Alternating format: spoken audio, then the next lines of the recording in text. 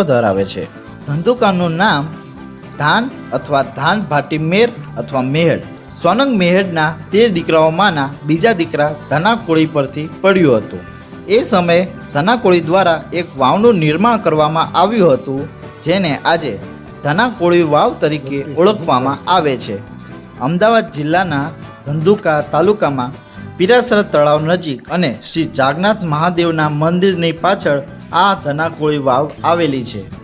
લોકો દ્વારા મળેલી જાણકારી મુજબ કહેવાય છે કે આ વાવનું નિર્માણ 900 વર્ષ જૂનું છે।